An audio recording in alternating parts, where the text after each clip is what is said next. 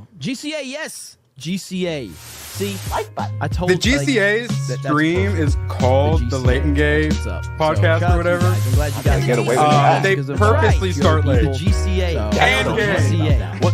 Laid gay, dropping rhymes that slay. In the golden era, where the real ones play. GCA crew, keeping it true. Spitting dope lines till the break of day. Back in the day, we had the style. Retro beats with that smooth vinyl dial. Flow so fresh, lyrics so tight. Representing the essence, shining so bright. Golden era, where the legends reside. Leighton Gay, taking you for a ride. GCA, bringing the classic sound. Hip-hop pioneers holding the crown.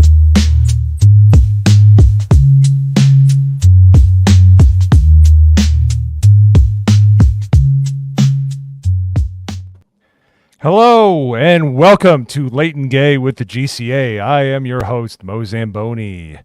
Thank you very much for joining us on this wonderful night where we... I was almost right.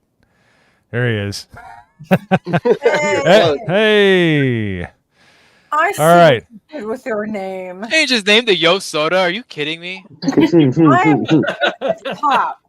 Okay, you're going last because you're wrong and late, and even Dang you're it. like you're too gay to be considered. So you wait your turn, sir. All right, trying to show me up, Yo Soda, calling it the wrong thing. This is all kinds of offensive. Exactly. All right. So starting it off to my right, the man with the mostest videos on the internet in the last 3 days, I'm pretty sure. It is Multi Maldi. How you doing, sir? What's going on, everybody? It's good to see you. Good to be here. And, yep, just constantly filming more and then getting behind on editing because we have so much fun doing them. There's so much to cut out. Yep, go check out those videos. They're bangers, especially the Furiosa one. I hear tell that's a pretty good one. So, next, the G&G author and now mod that has her own parody account. Even she's just rising up the ranks. It is Jessica Lindstrom. Goal. Hi. I wrote a new article today about the Rings of Power, Tom Bombadil, and I wanted to die.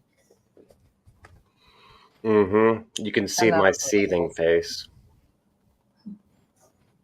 Oh, like you it. won't be happy, Multi. You won't I be know. happy at all. I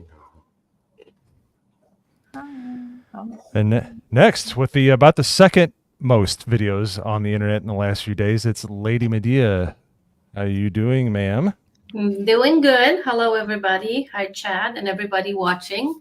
Having tons of fun. Doing something new on our Discord. Starting to watch some horror movies and then filming some reviews after that with Multi. Multi. Our first one is gonna be out at some point. I'm not sure yet when, but it's gonna be a good one. So you guys got to check it out when it's out. Hail. So next, the man that is actually had more host appearances or guest appearances on most streams on the internet. It is Alec Baldwin's finger. He's famous for more than just firing unruly movie producers. Yes, I'm also attached to the greatest actor in the world. So, I slept for 14 hours the other day and woke up today, and then I cleaned out my garage for 4 or 5 hours while it was 105 out. I don't know what I was thinking. I'm tired.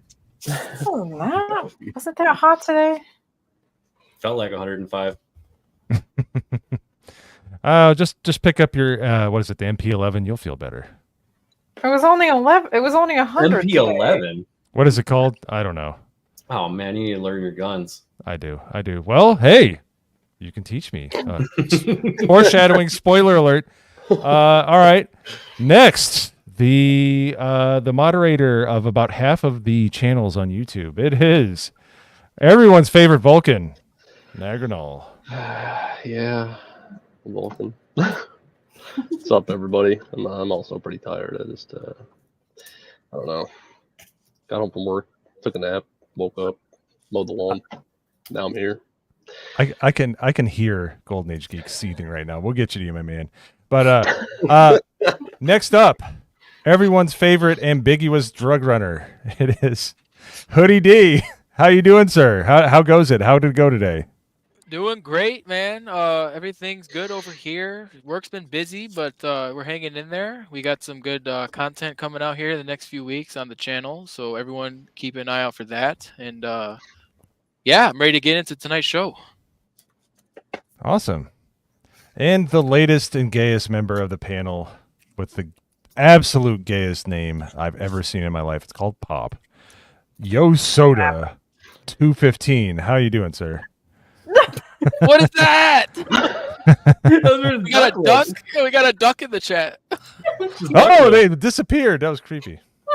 Sorry. That's my assistant. New. What's going on, guys? Hey, Soda. Oh, baby. Oh, baby. Hold on. Okay. Soda. They might add the Thank most you. professional. Professional, my middle name. Yep. This man can eat 2 pizzas in one show. It's amazing. I've seen it. So, yep, I've seen it. He denies it, but I got video record of it. So I swear it was a slice. They counted slices. Pop. That's how they advertised it. a lot of slices. Make a poll. Do you not know how to make a poll yet? Can I make a poll? Yeah, make a poll. I think Mo has to do it. Do I? Oh, that's then there's no poll. That's fine. So Gotta get on that. Bring all it right, there. and last but not least, joining us from the future in the British Isles, Golden Age Geek. How you doing, sir? Hello, everyone. I'm glad to be here. I feel like I'm already familiar with everyone here, hanging out in various chats on various channels. You know, but yeah, I'm absolutely thrilled to be here. It is early for me, but I'm hanging in there. I wouldn't miss this for the world. Oh, well, thank you very much, sir. We are honored to have you on. It is going to be a fun one. Such kind words. Yes, it's you know, but apparently everybody's tired, and we're all strafing a man who is currently living. It's 1:45 in the morning, if I'm not mistaken.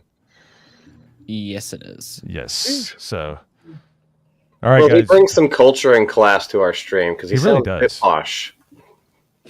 He really does. Well, I don't really consider, you know, myself staying up to be a challenge. I've always thought of myself as a nocturnal sort of creature, so I feel like I thrive at the nighttime. So and don't take that the wrong way. Don't take that the wrong way. But I'm happy. I'm all fully energized and ready to talk about the various topics. Nice. There we go. We got Australian representation in here. Good eye, mate. We'll cover your 1 a.m. tomorrow. Oh my god. Yes. Yes, we have all of the former colonies and the colonizer in the chat. We're covering all the bases. So Oh, there's Norman too. hey, finally some British Norman. representation. What's up, Norman? Be back in chat in a second. So let's see here. All right. So we gotta, you know, all of us are acquainted and friends with each other because of the wonderful fellowship, an amalgamation, a melange, you will, of different channels. We have Nerdrotic, we have Geeks and Gamers, and we have the Rippaverse. And I got to tell you, usually I can kind of pick up on the hints a little bit when Eric throws something out there. But this one took me by surprise. This is really cool. And if everybody in the chat, I'm sure everybody in the chat's probably seen it, but it doesn't matter. It's awesome because I idolized this guy in the 90s and I love all of his statues, but it is the new Yaira statue, which I'm really excited. I didn't know if they were going to make it, but I'm so glad they are because it looks awesome. So here we go. Rippaverse teams with McFarlane Toys for Yaira statue. The Rippaverse is branching out and is forging some prestigious business alliances. Today, Eric July's Indies Comics company announced that it had partnered with McFarlane Toys for a Yaira statue. That's what I'm talking about. Dude, I was like, I literally like I got chills up my spine because that's awesome. That's like, because we all try to do this parallel economy thing to try to fight this culture war, but the fact that McFarlane Toys, honestly, probably the best player in the game, is collaborating with them on this is really just it's definitely, if you're not white pilled after that, I don't know what to tell you. Other than get White Pill's Ripper Versus new album White Pill, but It's a shameless single. yeah, it's a single. Oh, okay. Well, album. Single. I'm old. Everything's an album. All right. Big fan. Yeah, he's it's my favorite part of the album. But this 1/6 statue, wow, that's a pretty big statue, is made of resin. It stands approximately 12.7 inches tall. Yaira is the star of Rippaverse's latest comic book campaign, Yaira 1, which ends on March 27th. Did he mean May? I think he meant May. He must have meant May. Oh, yeah. no. Well, I know an author that. Oh, Alex. Yeah. Well, we have the author that actually proofreads her articles, so it's okay. Just kidding, Alex. No, he'll help proofread too. McFarlane Toys is the toy brand of Todd McFarlane, a comic book writer and artist who, among many accomplishments, created the 90s sensation Spawn and was a beloved artist on The Amazing Spider-Man, where he was the first to draw Venom. Oh, I didn't even know that. I That's have awesome. listen, the comic that he drew Venom, the first one, I have it hung up. You can't see it, but I have the poster of it.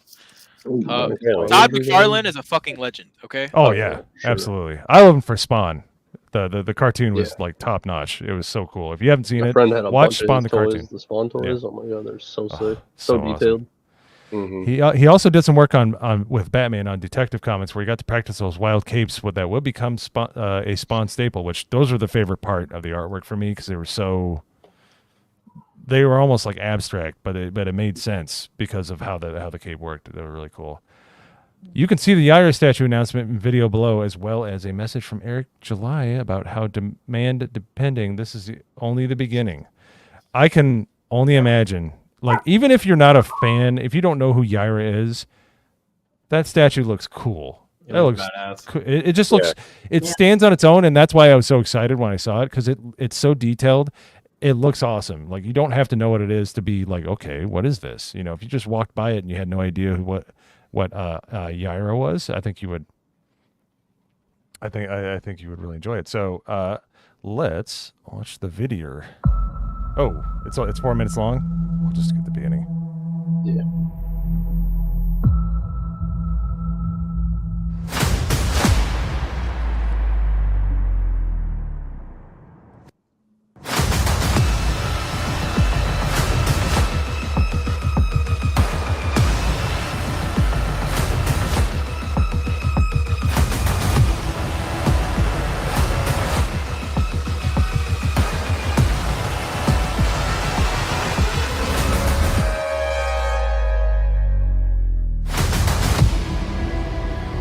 Wow. Cool. Dude, that is awesome. Get off my. No, go away. All right. Jarrett. I can't do it.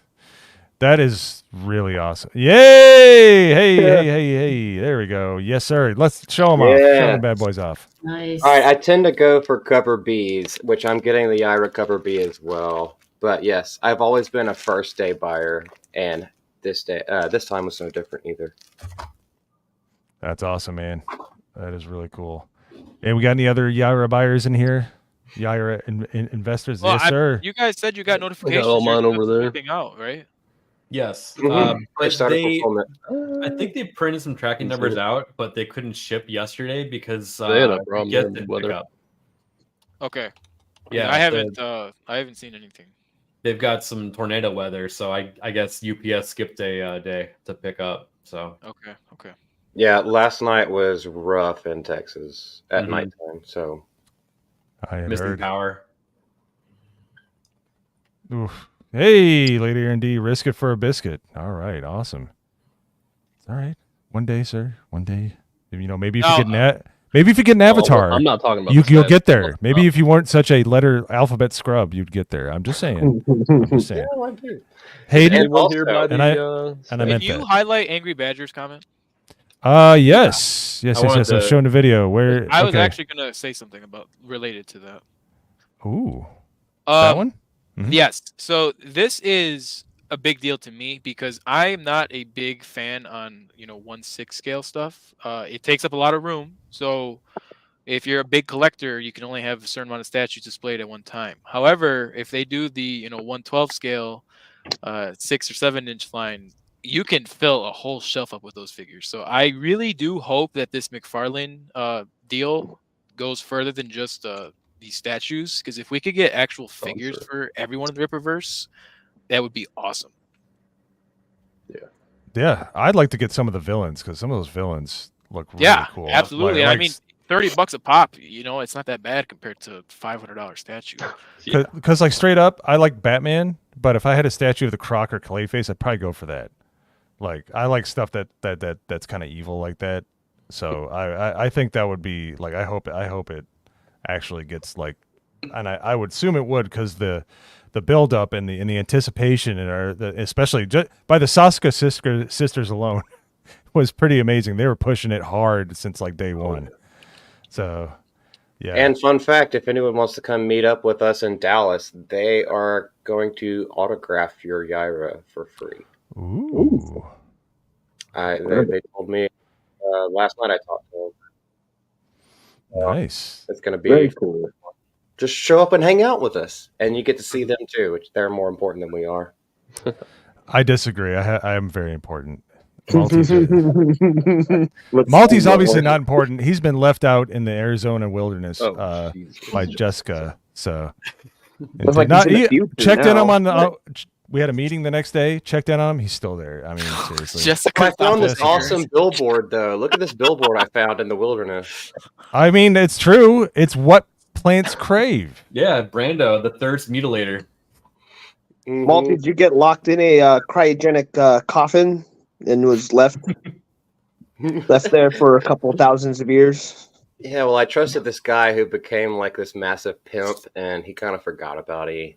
So upgrade. I don't know. It kind of sounds like you talk like a Melanie Mac word to me. So go get your trash can, Crease. My wife's retarded and she's an airline pilot. Golden Age Geek, have you bought any Ripperverse comics? I have, and I also agree with the previous statement that was made that the design of the villains seemed to be the most intriguing to me. I mean, with heroes, of course, you can get different variations of, but most of the time it's either some suit which kind of has the same sort of structure to it like any other hero would, but the villains, especially in the Ripperverse, they have a very unique design and they have looks really good. I mean, if you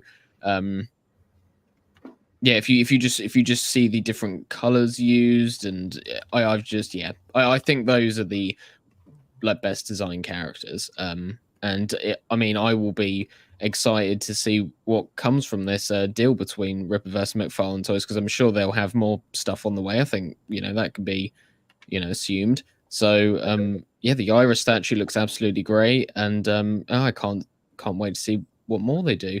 I've been a big supporter of the Ripperverse from day one. I think one of my first videos to reach 1,000 was going through all the Ripperverse, and this was before Isom #1 came out. And the hype's been there. I've been talking to loads of people also fans of this new universe, and it's really good to see. I mean, I'm a big supporter of people going out there and creating their own intellectual properties. We live in a time when all the legacy ones are under attack. They're being infiltrated. So the best thing you can do really is to say, right, I have an idea. I'm going to put it out there. I'm going to create, a book or a movie or whatever it is, and hold that near and dear. I think that is the future. People doing their own thing, and it's great to see, really, because many years ago you had to be big. You had to sort of become a member of these, or like an employee of these big studios or companies, because the resources to do your own thing wasn't there. But now, of course, the resources are more sort of distributed out there. There's ways you can use technology to, aid yourself in creating all this stuff. So I think it's absolutely great to see people just speaking their mind, but also putting that into physical form, whether it is a book or whatever. Yeah, it's great. Nice. Yeah. No, it's really cool. And I need to acclimate my name, my knowledge of the names of the villains. But let's see, there's I was just gonna say I don't remember what his name was, but the Pyro from Alpha Core would look sick as an actual action figure. That would be bad. Yeah. What was his No, name? I'm telling you, I would have a whole Ripperverse like shelf right here. Like, yeah, that would be awesome. Can't remember. get rid of all these stupid Marvel figures. Give me some Ripperverse figures. There you go. Hell yeah. Exactly. Well, this is the guy that I think I would put him on my desk because he looks really cool. Unfortunately, it's from a hater, but you know what? I'm gonna monetize the hater. I'm gonna show it because I had to zoom in. I'll zoom out once I'm done showing it. So that guy right there, I think he looks cool because I think he was in the anime. Yeah, he's on the cover of the cover of the and I have. Yep, and this is what I saw when I pulled it up. Yeah, you know what? Oh, shut up. All right, let me check the origin of this. It's from Ethan Van. Oh, okay, that makes sense. Oh, okay. All right then. Okay, I got it. Okay.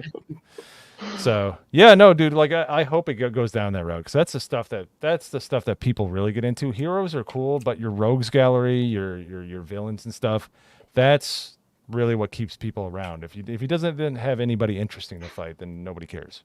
Well, your villain makes your hero. Yeah. Yeah. Yep. And I think what makes that is they share some things in common, and they have like a lot of the same story arcs, but there's a massive difference in what trauma and how they handled it. There was a fork at some point where they chose different routes. Yeah, I think it also comes down to the fact that people just love baddies because, especially when it comes to escapism, you can sort of tap into that sort of darker, nature of your personality and say, right, I can imagine myself as this character, and they're doing all these wicked things, but it's in the context of a story, so that's always very entertaining. Agreed. Would you say that the villain is more, as far as just like people relating to it, the villain is more relatable as opposed to the hero, just because maybe like the villain, like you said, they're wicked, but we're like kind of wicked beings as well, kind of going to the whole biblical aspect of it maybe? I think it also comes down to the fact that heroes, there's different types of heroes, and some are more sort of like openly heroic, but most of the time heroes are always put on this sort of a pedestal where they're sort of this symbol of how people should be, but it's not necessarily how people are. Whereas villain, everyone has low points in their lives. People can say, right, I can definitely see myself in this situation, and I think that's why as well. Heroes are people we aspire to be, and we like to relate in those ways, but most of the time everyone has sort of started out on the path that most villains do, whether it's trauma or some sort of struggle. So I think that's also why. Yeah, to piggyback off of that for a little bit, like anybody who plays Mass Effect or open world RPGs, so you basically get the option to go down the Peregrine route or the Renegade route. What's more fun? The Renegade route, at least for me, is more fun because when someone pisses you off, you could just like right-click the right trigger and it like punches them and shuts them up. And you kind of do your own thing. The Peregrine route is like, you pussy. No, I wouldn't do that. But like, you're just trying to be the nicest ever. Yeah, I'm gonna take the high road. I'm morally superior. Pshaw. I think it depends on the type of story being told too. Like, what made the villain that way, or what's going to make the hero this way. Because obviously comic books are one thing, you're talking about superheroes, but there's not villains. Comic books are not the only medium that villains are tied to. Look at movies, we look at video games like Malty just mentioned there. When I'm playing Skyrim, or I just played Fallout 4 for the first time, I tend to put myself in that role. What would I do in this situation? If it was me in this place, that's how I generally play those games. But I definitely agree with Malty. Like, being evil is just way more fun. Just slaughter everything. Way anyone pisses you off, they're dead. Like, Yeah. Yeah, I remember the lamest thing I ever did in that respect is I obeyed the stoplights in GTA 5. Oh my god. Come on, man. It doesn't even work, right? But you know what? In Mo's defense, that is probably like expert level difficult in GTA. That's probably one of the most difficult Yes. things you can do in that game is to actually abide by the laws. Yeah, You can't do it. You can't do it. I wait for somebody to honk at me, and I pull out my minigun, and then I just go on a rampage. Yeah, because So you huh? you obey the traffic stops, but you just open up on people.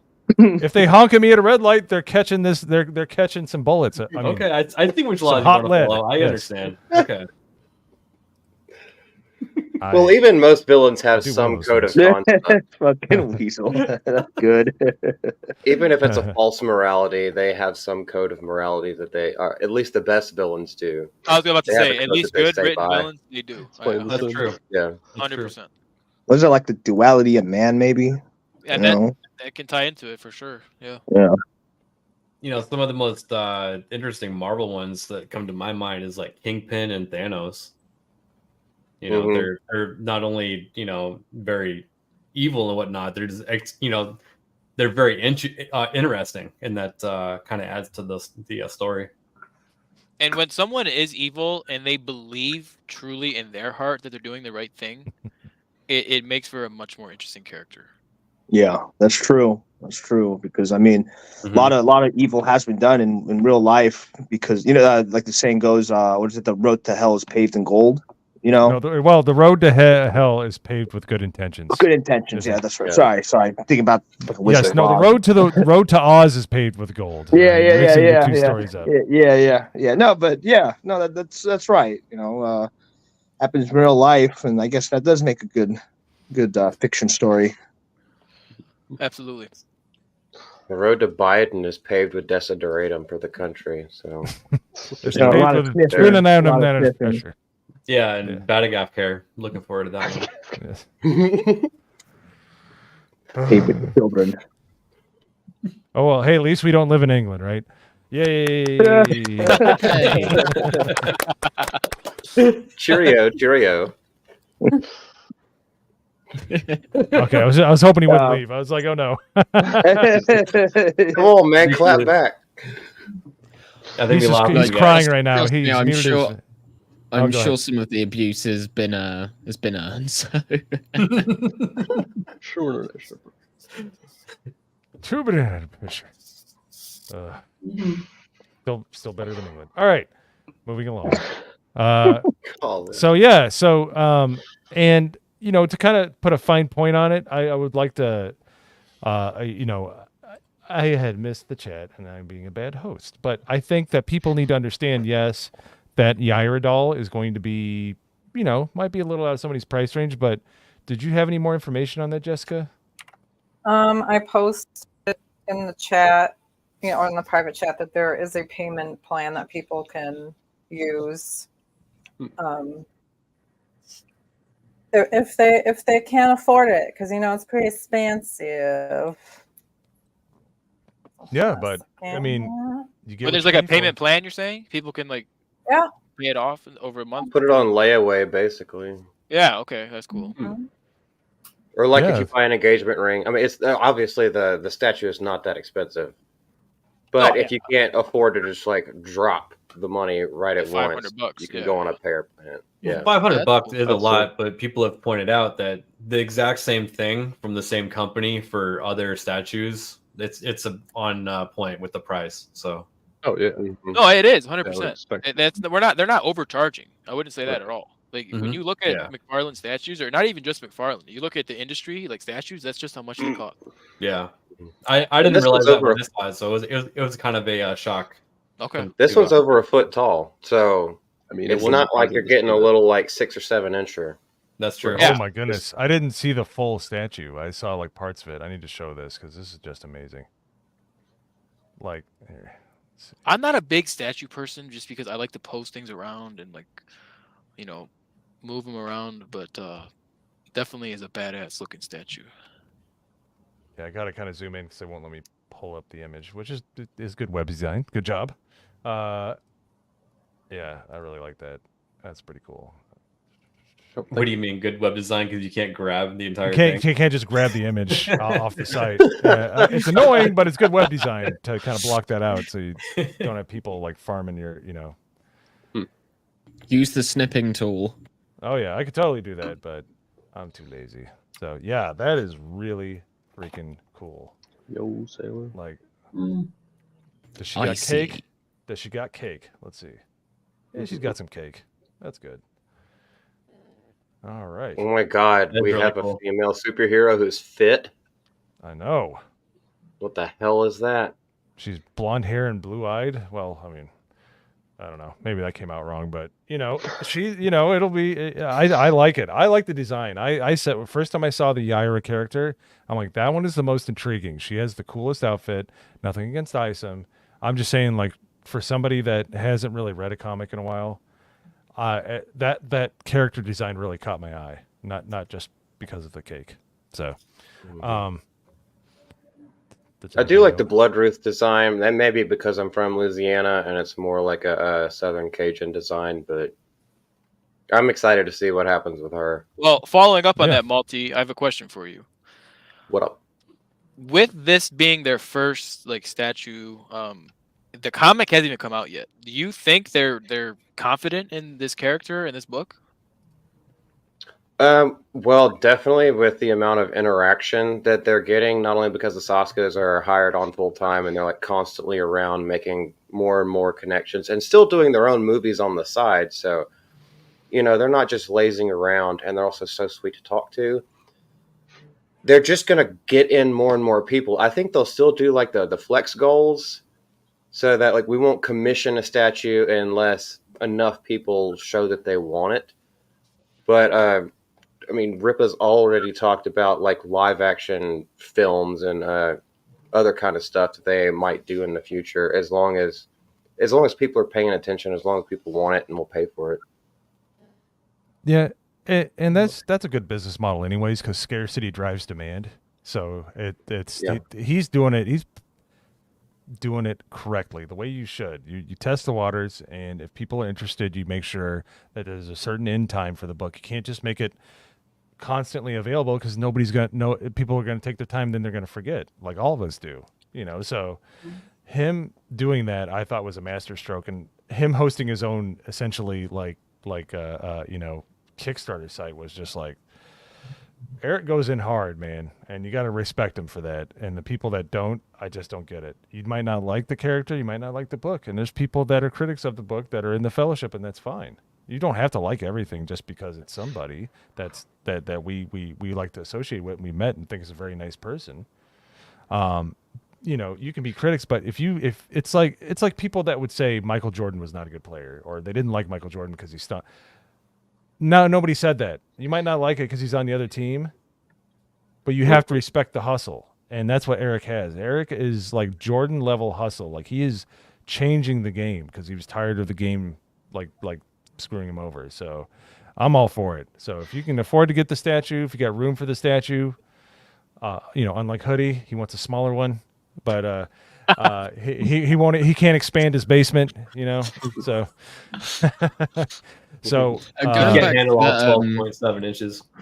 Yeah, that might be it's a comment on critics and things. I think what the main problem is that, of course, it doesn't matter if you have minor problems with one of the books or anything like that. I think what people have a problem with is when people express sort of a hatred for said books or anything like that, just because they're trying to jump on a bandwagon or because they want to be accepted by a certain crowd that are, going after it. So I think, whether you love it or you hate it, just speak your mind. Don't try and, ride off of anyone else's sort of, desire to bring down someone else, just, speak your mind. I think, it sort of goes back to why we're all sort of connected, because of the various studios and creatives in the past who've all sort of like teamed together and been dishonest about certain things. I think that's what it comes down to. So yeah, it's absolutely fine if you have complaints about something, but it's always just a case of make sure it's coming from your mind and it's what you believe and not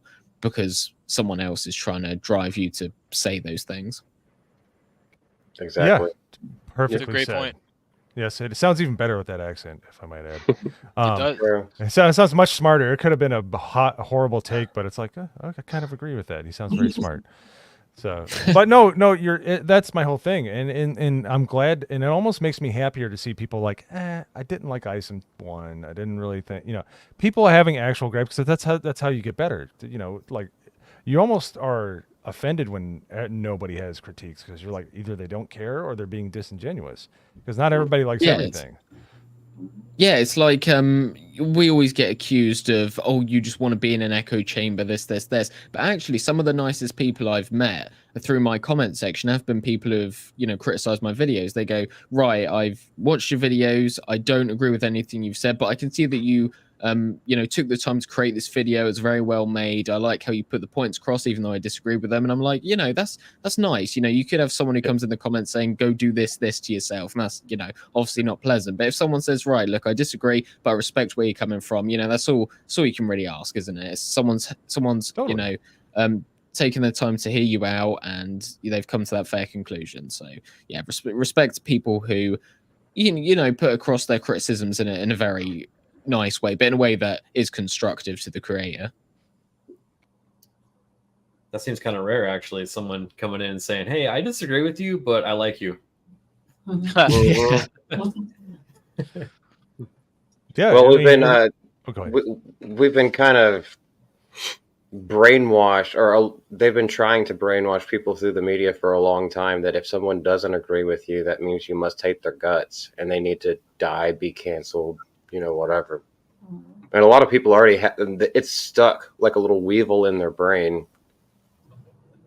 Yeah, and then you have sort of idea that there's this idea that, and it's the right one, that you should criticize the opinion but not necessarily the person. And as you say, the mainstream sort of programs everyone to think that a criticism of your idea is a criticism of you personally, which isn't the case.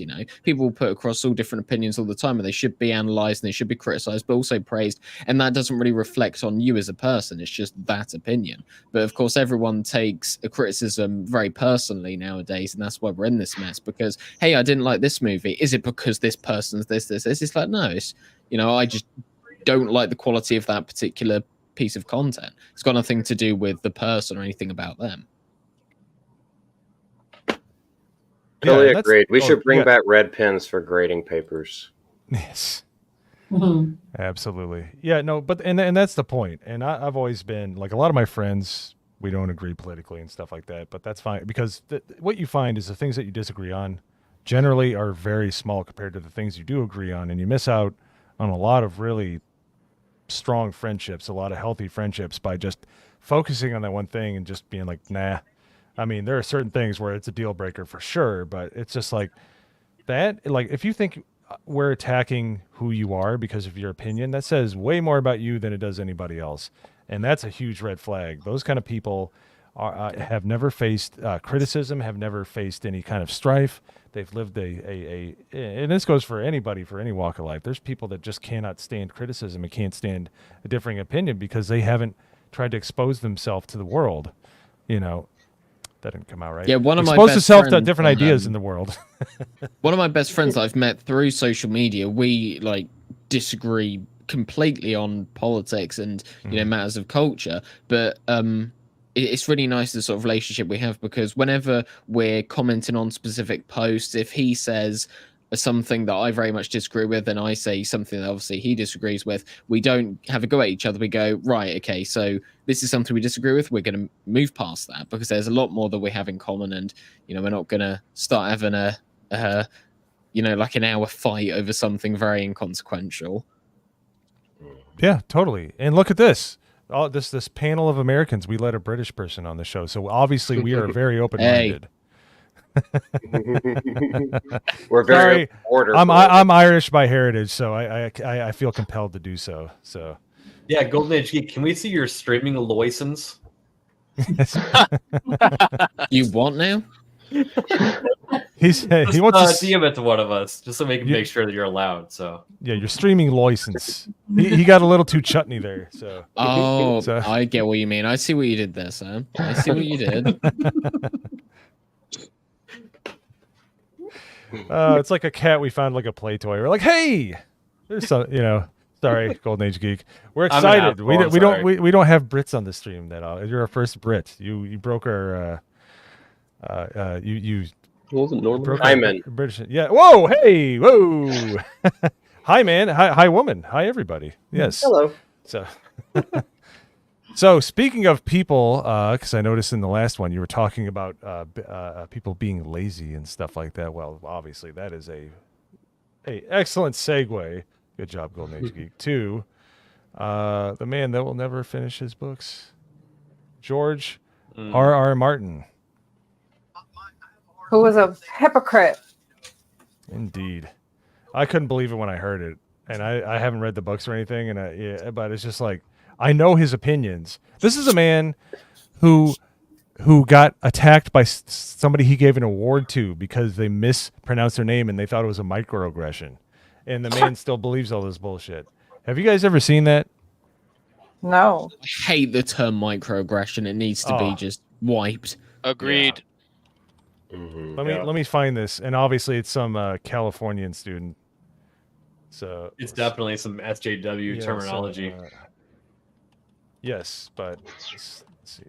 I mean, seriously. Well, calling hurt fifis an aggression, much less taking it even further to microaggression, so you sound a little bit smarter, maybe. No, I can't say that word. Well, hurt that's limp wrist. Yeah, hurt fifis is something that we use, and they don't like it when we say that. Mm-hmm. It used to be snowflake, and now fifis pisses them off more. Yep. It's just. I mean, you gotta give the man credit though. He's really committed to his craft. He looks like the people, like some of the characters in his stories. So, good on you, George. Way to lean into it. So, I'm trying to find it, but apparently, microaggression isn't. The algorithm doesn't like it when I search for that. But take my word for it. It's a cringe fest. And unless you've had copious amounts of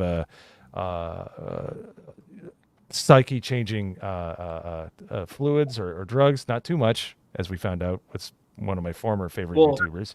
But yeah, it's pretty cringe. The guy, she won an award that George R.R. Martin gave to her, mispronounced her name, and she attacked him in her acceptance speech.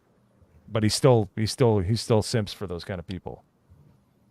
Well, I just want to point out that HBO and the writers had to finish what George R.R. Martin couldn't, and since they did and no one liked it, he wants to blame them, which I think is just chef's kiss. It's amazing. Yeah. They'll always be. Sorry, go ahead. No, go ahead. Go ahead. No, please. If he would have gotten off his lazy ass and finished his books instead of trying to produce or executive produce other TV shows and spinoffs, then it would be the same thing that J.K. Rowling did whenever she first put movie rights to the Harry Potter series. She only had 4 books done, and then she continued to finish her books while they started to do that. He just can't get off his lazy ass. Getting a little angry. That's all right. Let it rip. We're way more than 10 minutes into the stream, and if it gets too crass, let it rip. If it gets too crass and improper, we'll just let Golden Age Geek talk for a while, and we'll be more sophisticated. So we're good. We're good with that. I think everyone knows what I'm talking about and where I'm coming from. Wait, so did he specifically called out these people, these names here? I'm seeing. Yeah, because people are still criticizing the way Game of Thrones ended, which he hadn't finished the books for, so he allowed that to happen because he told the showrunners this is how it ended, and then then everybody hated it, and now he's like, oh well, I guess I can't finish it now because that was it, and I have to rewrite it. What a fucking idiot! Sorry. He's mediocre, and he used to be mid-list, and he's being an asshole to his fans, which is the reason why he's all popular now, and he's just shitting on them, and I just hate people like that. Well, he doesn't like being called out, and he's being called out here. So Well, he's just a big giant pussy. Wow, there is a storm on the horizon. Oh my goodness. I just don't like him at all. I think he's overrated and he's just an asshat, dickwad. I mean, you can't say he's overrated. I mean, maybe you can, but I think the he work that is. he has I done think he is is. really good. Well, I'm sitting there with you, ABF. His work that he actually has put out is not overrated, but Yeah. trusting him to continue up with the schedule, and then giving him a microphone and letting him talk at all when he's not shoveling crackers into his mouth. He looks like the Sultan from Aladdin. Yeah. That's what's overrated about him. Him being a public figure, he should be behind a computer or a fucking typewriter and just typing out lore and stories. I think he's too busy sitting around his negative edge pool, drinking cocktails, and not finishing books. Yeah. Which, by the way, Lazy ass. that in and of itself is okay. That sounds pretty damn good. Yeah, I it was about sounds to say, great. It does sound awesome. pretty damn good. If he just It's said I'm great done, If he was also rating books. yeah. If he just said I'm done, I'm just going to eat myself to death in my pool, then okay, I can live with that. You know, I want to see if I can eat and in real time cause the pool to rise. I can understand that. You know, I can understand that. I appreciate that kind of commitment, but he's leading people along. He's like a girlfriend that says, "Oh no, next time." You know, I'm not. And it's just like, all right, we're done. We're done. Like, oh yeah, I can't go on a date tonight. It's like sooner or later, just like, okay, we're done. Whatever. You know, so, but let me read through the article here so we can glean some of the pieces so we can get Jessica even more amped up. So, all right. So, George R.R. Martin blasts Hollywood screenwriters and producers for believing they can improve source material. They make it worse. I mean, it's not wrong either. Yeah, but he's He's just not giving him anything to work with. he needs to kind of like take a step back. I mean, he can look at himself. I mean, he's pretty rotund. He can look at a lot of himself. It's all there. But George R.R. Martin bashed Hollywood screenwriters and producers for believing they can improve on the source material of standout authors such as Ian Fleming, Stan Lee, J.R.R. Tolkien, and others when they attempt to adapt stories to film or television. In a recent blog post, Martin decried, "Everywhere you look, there are more screenwriters and producers eager to take great stories to make them their own. It does not seem to matter whether the source material was written by Stan Lee, Charles Dickens, Ian Fleming, Roald Dahl, Ursula K. Le Guin, J.R.R. Tolkien, Mark Twain, Raymond Chandler, Jane Austen, or, well, anyone. No matter how major a writer is, no matter how great the book, there always seems to be someone on hand who thinks he can do better, eager to take on the story and improve on it. The book is the book, the film is the film." So that's so triggering right there. Don Lemon? Don Lemon Laws, yes. Apparently, he got a good barber shop in Middle Earth there. He's got that nice tight fade. But For real. It looks like he wears a Brute. I'm sorry. Okay, so I've been seeing this. It's like a static ad on all of their things. I know. Okay, so I know everybody's kind of around a similar age. You know what it should say? If you don't want to get laid and you want to smell like your dad and your grandpa, and at least you're leaning into it, because that's all. Like people smell Brute and they're just like, nah, I can't. With the everybody has it. Don't blame me. It's like prevalent. It's the okay. Here's the two ads you see on every fellowship stream. It's Valiant Renegade looking like he's looking through your keyhole, and then you have "Oh, you big beautiful Brute." All right. All right. Don't you step to me, Weasel. Hey, You're usually pretty. At least you don't have any big fig ads on there. Yeah, like Weasel while he spritzes himself with Drakkar Noir that he got out of a truck stuffed bathroom. Is Brute popular in like United Kingdom? Brute was popular in the late 70s and early 80s, and as such, every woman you meet that's worth a shit, her dad probably wore Brute. So it's basically what is Brute? It's a cologne, cheap cologne. It smells like spicy BO. That's what it smells like. I've never It heard smell, of yeah, it's like pickle juice and armpits. That's what it smells Smells like. like My grandpa. grandfather used to wear it. Yeah. Oh yeah, everybody's dad or grandfather used to wear that. I've been wanting to talk about. I've been wanting to send super chats. I'm like, it's so like, it really is, and it was like $3 or $4, and I remember my dad you would see it pool up in his hand. He'd be like, Gosh, they do the and whole he would just have a cloud of like, oh, brute. Yeah, okay, so that's the other one. Old Spice. Yeah. However, Grandpa did the Old Spice. Old Spice remarketed themselves and did an excellent job. Brute just like, we're riding this into the ground. Yeah. We're not. Nobody that wears this under the age of 40 is going to get any puss whatsoever. I honestly had never even like seen an ad for it. They're like, "Honey, Maybe in baby, a dive bar in the middle of Dude, nowhere. seriously, that's exactly what I was saying, Idaho Mike. I'm like, yeah, that's even, if there's one. Okay, so there is something lazier on this page. It's Brute. At least George R.R. Martin tried to do something. He's doing some. Brute just sitting around until it closes down. So there's one thing George R.R. Martin is better than, and that's Brute. So On the somebody apparently. So what do you? So I've heard the things that he said, which is just like really annoying, and he leads people on. How do you get annoyed that your fans are like attacking you because you're not finishing something?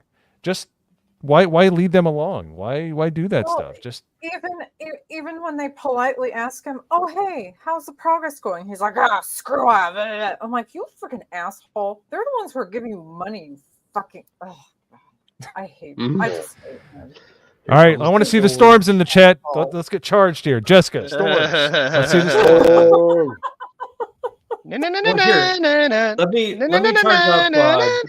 Let me charge up Jessica. Actually, do you remember?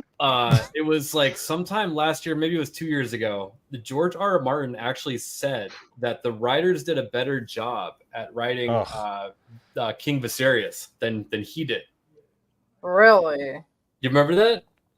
No. So I mean, that's a case of the writers doing better than he could, because he actually said they wrote him better than I ever could. I think that's what his exact quote. Oh, he said that. So yep, George R.R. Martin said that. Well, then see, he is mediocre.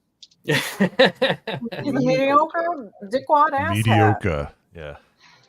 Yeah, I need to lift that from Mad Max Fury Road. That's such a good. Yeah, Immortan Joe saying that. Yeah, dude, it's so good. I have problems with some of that movie, just like Thunderdome, but like when he says that and Nicholas Galt's character, he goes mediocre. I'm like, that's one thing I love about George Martin's writing. The actual, I think that's his name. What's his name? The guy that does Mad Max. George Miller. George Miller. Yeah, that's right. Miller. Okay. Yes. I'm just on it tonight. I got Rip Backwards new album. George. Oh, geez, I must be having a stroke. Bro, are you George R.R. Miller. Are you good? Yeah. George R.R. Miller. I want to see that.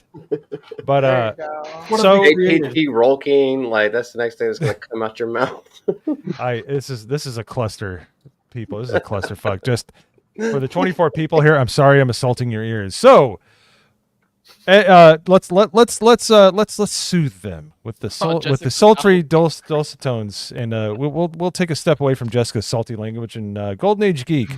I'm not sure if you're a Game of Thrones fan or anything like that. Like, what's your thoughts on what's your thoughts on this whole George R.R. Martin saying this, being like unaware of that what he's done and what he said in the past? Like, what is your opinion on this?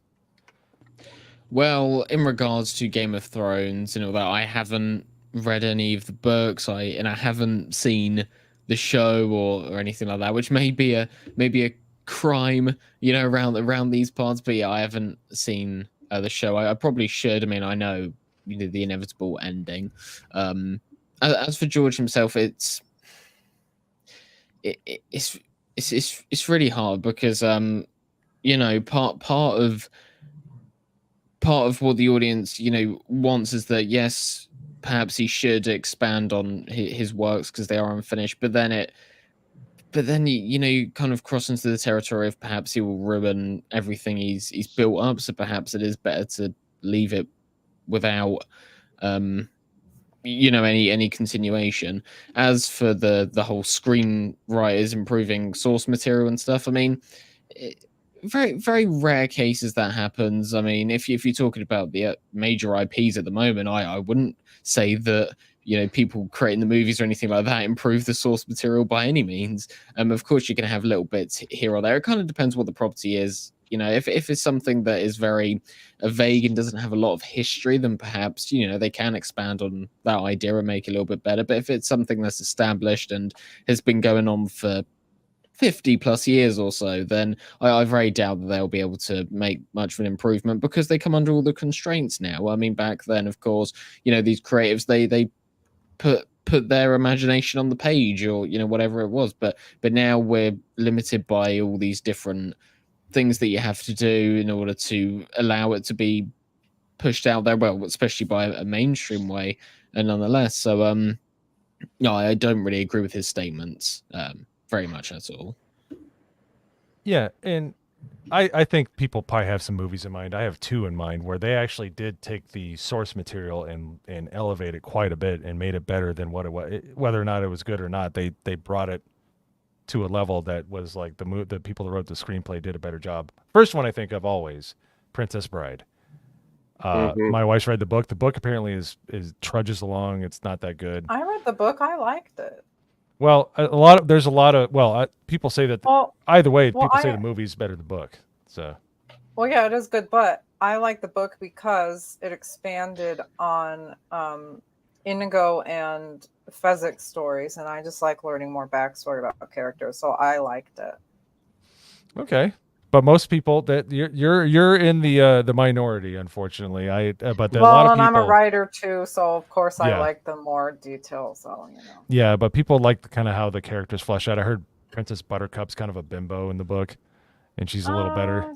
She's like not a very. Remember. The character isn't as good as in the movie. And the one that I think is like way better than the book, and somebody thought that it wasn't, and he tried to do it 17 years later and it was shit, was The Shining. Stephen King hated the movie adaptation, but it was they adapted it so excellently. It didn't match up with the book, but it's like you're going from a book to a movie. And that TV series that Stephen King produced was just the worst. It was so bad. Annoying, trudges along. It was just, but those are rare. So I agree with what he's saying. But in today's world, I mean, I gotta ask one of our superfluent and wonderful movie reviewers here. How do you feel about what he said and any of the hypocrisy, Magda? Because I know you really kind of deep dive into the plot and you really enjoy that kind of stuff, but do you think what he said is true, and do you think he's full of shit for saying it? Well, I think so at this point he just basically him saying those things about his fans and kind of being disrespectful and so in Poland we would say biting the hand that feeds you, kind of those are the people who stood behind you basically like a wall and has been with you through the thin and thick, and I'm pretty sure it started with the just the genuine concerns. People has been worried about his health. People has been worried that maybe it's a little selfish because people are saying, "Oh, you're gonna die before you finish, and we're never gonna find out the end of it." And but also, just looking what he's doing and his lifestyle and everything, I can see how people are like, where they're coming from. They just want, at the end, they just want him to, thrive and be in good health and be able to just finish what he started. And even if it would take him a little longer, just take his time, that's okay. At this point, I don't know, it's been so long, and basically the movie had been ruined. I don't know if there is really any hope to fix it, Yeah, that's basically my take on it. So I would say that if somebody if somebody's still out there so many years later, hoping that, you know, he will finally finish it, you know, you're a fool. It's not happening. All right.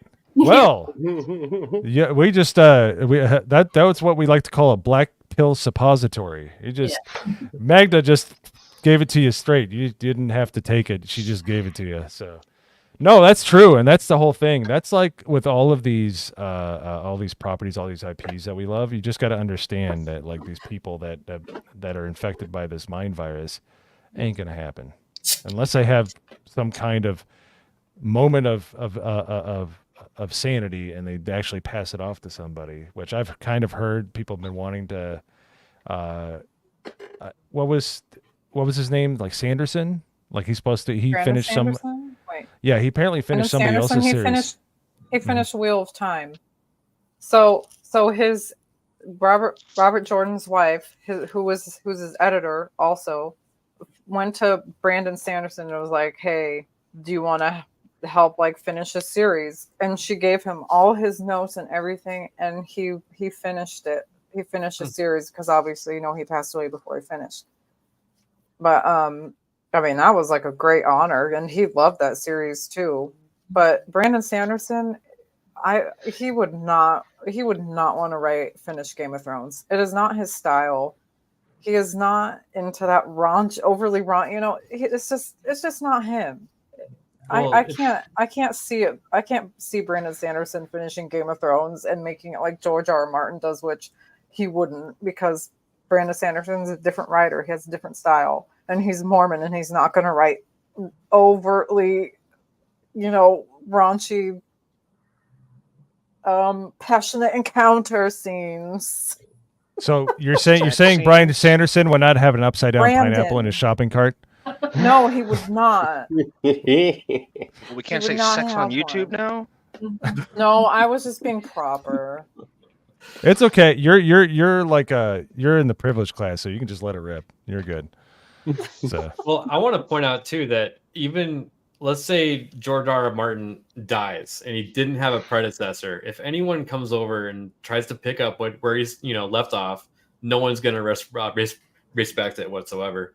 And even if he did have a predecessor, people would only respect it a tiny bit more than that. So it kind of just dies with him. Yeah. Well, here's something that I wanted to bring up. No, you go. You good, Jess? Oh, yeah, I'm good. Sure? All right. Yes. One thing that I wanted to bring up. So the reason why I gave Dumb and Dumber the reins to keep going, not only because of his lazy ass, but he said if they could guess what happens at the end and who ends up racing it all to the ground, and they could get the showrunner rights. And then he left after season 4, even though things weren't completed yet. And like, did you actually expect these dumbasses to like go along? Like, even if that's how you wanted it to happen, the way that you get there, and that's what's so great about what was so great about Game of Thrones, was that the way that you got there was intriguing, and it just like grabbed your attention the entire time. And then when D&D took over, it all just became a means to an end. It's what the South Park writers always talk about. Is like the way that you write things is things happen because this happens, therefore this happens. Not this happens, then this happens, then this happens. And so D&D are not writers. Anyway, they fucked it all up. And he's a dumbass for stepping back from it. Yeah. So if anybody had hope that things were going to change, well, I hope we set that straight. So we turn that smile and turn it upside down. So no, I think that was, you know what, the truth hurts, and you know it's. I think everybody put it eloquently. Me, I haven't. I'd say I haven't read the books. I've barely seen some of the TV shows. I'm with Golden Age Geek, as far as that goes, and we all look at it, and that's how, like when you talk before you think, and then you somehow have the saliency to think before you talk, you sound like an asshole hypocrite, because he just doesn't have a check valve. Obviously, what goes into his mouth doesn't get filtered, and what comes out of his mouth doesn't get filtered. It's just like, he's just like that. The mouth is always doing something, whether it's eating like a 10 Big Macs or saying the dumbest shit on earth.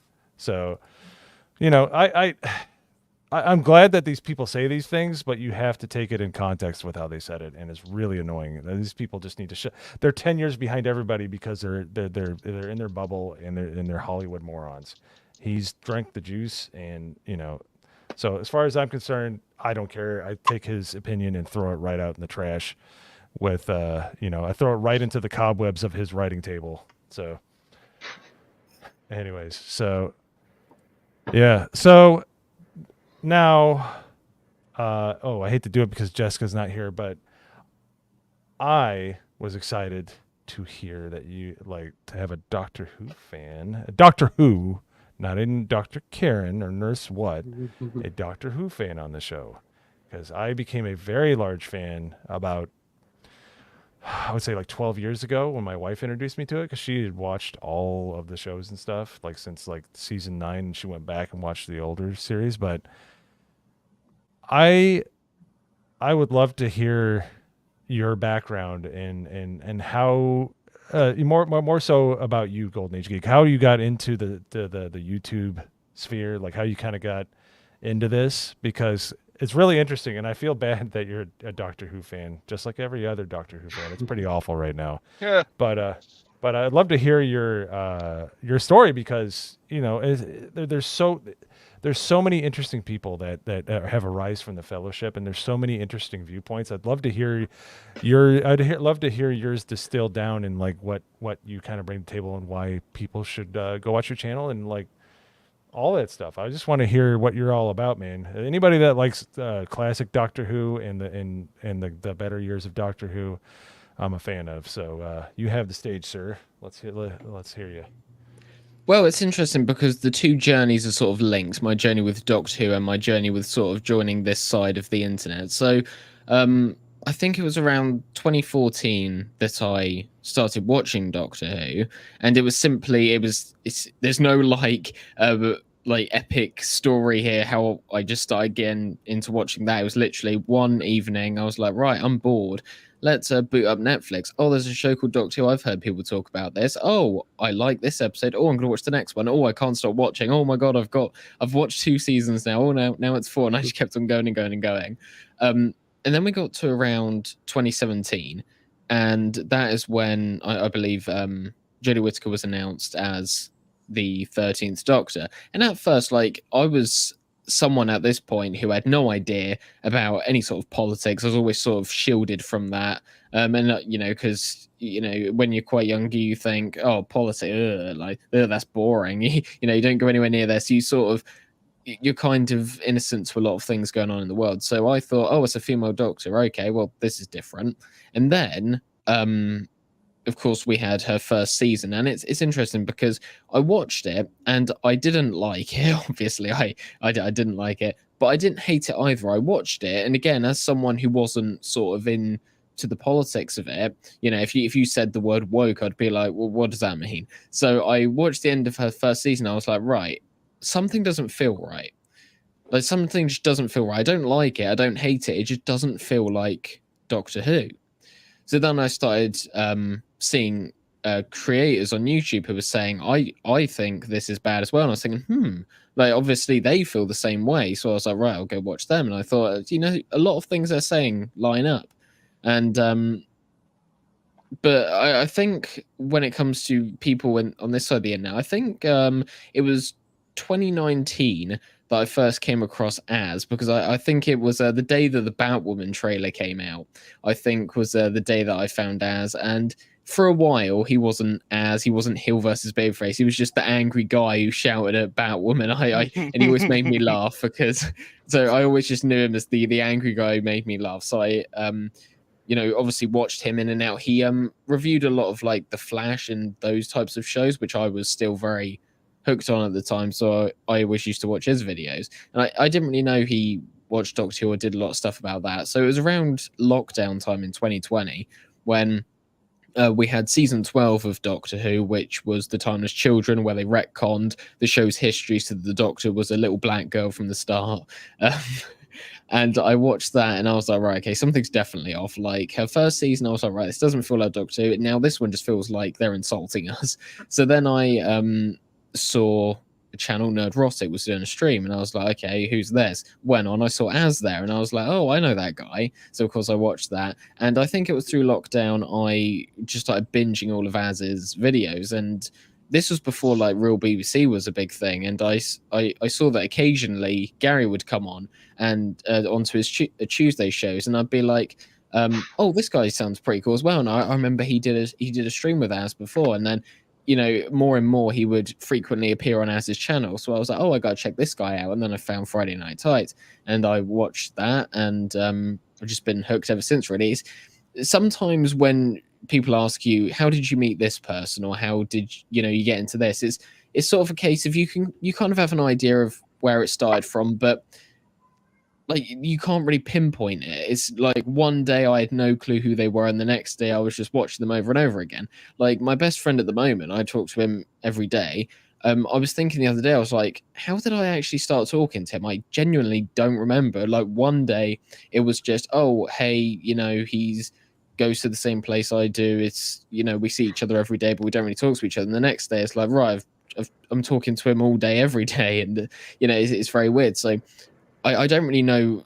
So I can, as I say, I can tell you how I sort of found a few of the creators, but when it comes to the wider fellowship, it's kind of a blank, really. It's just, I found one person and I don't remember how I found the rest. It's like they've always been there, really. So, that's kind of my journey in, into the fellowship and stuff. As for me doing YouTube, of course, I saw I saw a lot of people, a lot of prominent creators, mostly American, were talking about Marvel and DC and stuff. And of course, once you see the downfall of one franchise, you sort of link it to other ones as well. So when I saw what was happening with Doctor Who, I was seeing it with Star Wars as well. And I was like, oh, well, a lot of things happening in that franchise is similar to the stuff happening in my one. So then I looked at, Star Wars, and I found loads of different creators talking about that as well. So yeah, it's all sort of disconnected and all sort of linked. So I saw all these creators mostly talking about Star Wars and DC and Marvel, and I thought there are a few creators talking about Doctor Who, but not to the extent that the creators are talking about like the fall of Marvel or Star Wars. So I thought I'll give it a go, and I'll primarily talk about Doctor Who, because Doctor Who, I always call it my one true love. If a magical being appeared to me in the night and said, right, I have the ability to make Doctor Who 10 out of 10 again, but as a result, all the other franchises would go away, I'd go, right, okay, do that now, because Doctor Who, as I say, is my one true love. So I thought, right, if all these people are talking about DC and Marvel and Star Wars, they got it handled. And I mean, sometimes I do talk about those as well, because as I say, it's sort of linked. Once you see something happening with one franchise, you can sort of see in the other ones. But I thought, right, okay, I'll actually take this chance to take the format of videos which they've done, which is analyzing articles and stuff like that, and I'll apply it to Doctor Who. So I've just been doing videos ever since, really, and connecting more and more with people like all the fine people on this panel here and various other creators. So yeah, it's just like this big web that keeps on expanding, and it's great to find new people. Yeah. I don't know, but I think during that whole entire conversation, I feel like I went up 10 IQ points. I don't know about everybody else on the panel. I feel so much smarter. I feel like I just played chess. Definitely brought some sophistication to the channel for sure. I know, my goodness. You're gonna start calling cookies biscuits now. Crumpets. Well, and touching on the Doctor Who thing again real quick, I bet, as painful as it was for even like American fans to watch, a once great animation company take it over, but now it's very, compromised. It must have been even worse watching it be destroyed for you guys, since it was a British show. So I can imagine that it was far worse for you than it was for us in a lot of ways. Doctor Who, it used to be everywhere. Like if you just went into the most generic supermarket, or you would see loads of merch everywhere, and it was literally embedded in the British culture. And then around the time Jodie Whittaker became the Doctor, it was just lifeless. You know, if you went up to someone, if you said, "Oh, do you know Doctor Who's still on?" They'd be like, "Oh, I thought that died out years ago," and it's such a horrible feeling because even people who don't watch Doctor Who, they sort of have an idea that it's on, and they sort of have an idea about the public's perception of it. But there was just this massive period of it's just dead. And I mean, to be fair to Russell, I hate the current era that's going on at the moment, but I feel like it has been injected with a bit of life. What is coming out of the episodes isn't great at all. It's shite, but I feel like there is discussion around it. Whereas with Jodie, there was nothing. Everyone was just sort of tuned out. So it's kind of a love-hate relationship because I hate what is coming out, but I kind of feel connected to it. With Jodie, I didn't have enough energy to even criticize it. I just wanted to be done with it. But whereas with this, it's you could kind of say if you judge it based on identity politics and also just general lack of good storytelling, you could say it's worse. But that kind of is a plus for me because it's so bad that I'm more infuriated, so have more of a motivation to speak about it. Yeah. And when I remember when I saw Jodie being announced as a doctor, I was like, a woman what? I was like, excuse me? Like, yeah, and I knew it was think gonna suck. I knew right away. I'm like, this is gonna be bad. One of the things that also did wake me up, but as I say, like at that time when Jodie was announced, I wasn't in this sort of sphere. I wasn't aware of, identity politics or anything. I just thought, entertainment was just entertainment, as it, it always had been. But I think one of the things that also did wake me up was the type of conversations that were going on in fandom. I would see a lot of people who would say something along the lines of, one criticism I have of Jodie's Doctor, but then immediately afterwards, they would sort of preface, "Oh, it's not that I hate women or anything. Oh, please don't think this about me." And I'm thinking, right, these people are speaking like there's a gun to the back of their head, like, and there literally is. There is a metaphorical gun to the back of their head, and I would notice that all the time. Where, I would go into forums and I would, write about things, but if what I'm criticizing is because someone belongs to this group or there's some sort of narrative surrounding this, you would get piled on. And I'm thinking, bro, I'm just talking about a character, but then they would link it to real world events. And I'm like, what the hell are you on about? So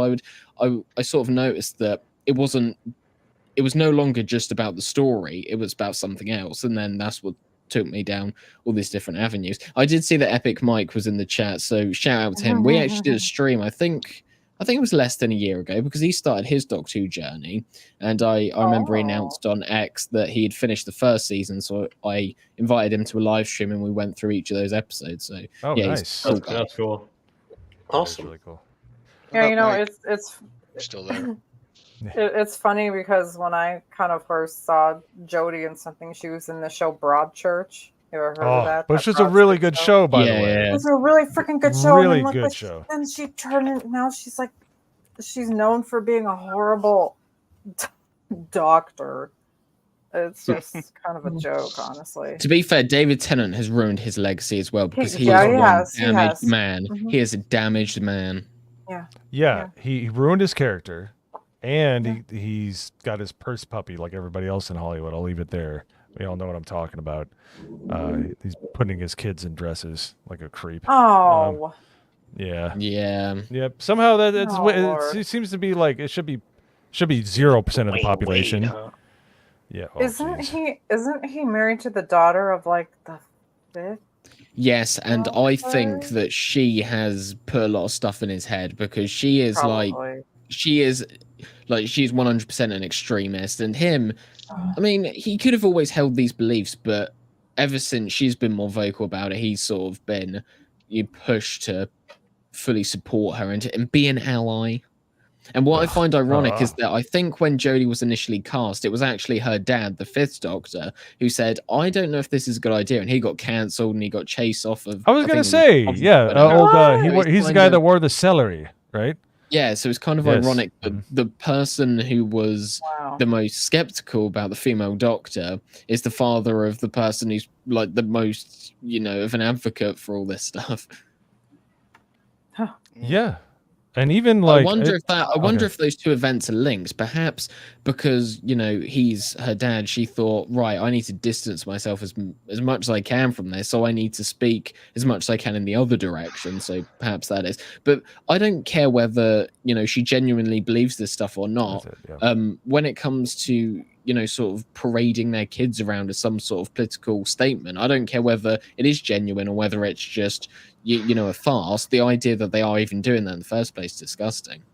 Yeah, it's they've turned their kids into just accessories that they can change and they can do whatever they want. It's sick. It's called like trans housing by proxy. Also, there's parents who will just say, "Oh yeah, my kid's trans because it's called trans." It's Munchausen, but that's like really putting a fine point on it. I see. Oh, okay. So for those people that have trans kids, because they say, well, there are certain no, it's 0% of the population. There's no such thing. There's like a vegan dog or cat. So I've brought it up on streams before, but here's the accessory they need to do. They need to tie this around their neck. With a noose. There you go. Oh. No, I'm a little more old school. All right. It's a really nice pennant. I think you should go do that and jump into the nearest deep body of water. Jump into the Thames. What do you say? What do you call it? The Thames. Yeah, just go. Yeah, the Thames. Times. Yep. I guess I got it wrong. But yeah, if you would please fasten that, especially you, David Tennant, you sellout. What the hell? Nope. So Matt Smith, he's our only hope. Please don't say anything, Matt Smith. Be quiet. I really liked you. And I love 10. I love 10, and I did like the 9th Doctor too. I did like him. Even He's pretty based. Kind of an ass. In a good way. He correct me if I'm wrong, Golden Age Geek. Didn't he absolutely shit on everybody in modern Doctor Who? Yeah, he was at a convention and he was asked about whether he would return under the current leadership, and he said, sack all of them, and he listed them all out. He said, sack Russell, sack this person, this person. Oh, we need to watch this. I think I can watch it without getting copyright hit. So let's see here. Make it transformative. Christopher, we're transforming everything. We're transforming the world. I don't want to turn it into something it isn't, though. I wouldn't say Christopher Eccleston is based. He is also someone who is incredibly broken. I think he just had a lot of there was a lot of behind the scenes drama with him and Russell for whatever reason. So I support him on that issue. Definitely. I think Christopher Eccleston, he isn't that liked in the fandom much more because he distanced himself as much as he could from Doctor Who, and then when he came back, he started doing all the audio dramas, and he was literally begging people for money. He was saying, if you don't pay for my audio books, then you're going to cause me to be on the streets or something like that. Oh, so he's like that. Well, much like George R.R. Martin, a broken clock is right twice a day. So like this is good though. This he does kind of hit the nail on the head. I approve of his message. No. Yeah. Obviously, it's the 60th anniversary. By the way, Billie Piper is 40 right here. I mean, seriously, gorgeous woman. Oh, I know. I loved her. She was great. But not so much. So, boy, Christopher Eccleston he's looking like a Scot. He's pretty busted up. No, he's a Northerner. Is he a Northerner? Yeah. Anniversary of the show this year, and like I said, people would love to see you both come back at some point. But Christopher, for you, your experience. With... Only one person. No, come on, everyone. And that was my mother. Guys, wouldn't you love who's to over there see- with the beard? Mom, you need to shave. You'd all love to see Christopher come back as the Doctor, right? See? Now, what would have to happen for that to become a reality? Sack Russell T. Davis, sack Jane Tranter, sack Phil Collinson, sack Julie Gardner, and I'll come back. So can you arrange that? Yeah. Did you find it hard to be like associated? That's my with favorite part. Billie Piper's like, "Oh shite." He just said fuck everybody. He just pretty much said fuck everybody. the character given? Not at all. I love being associated with the character.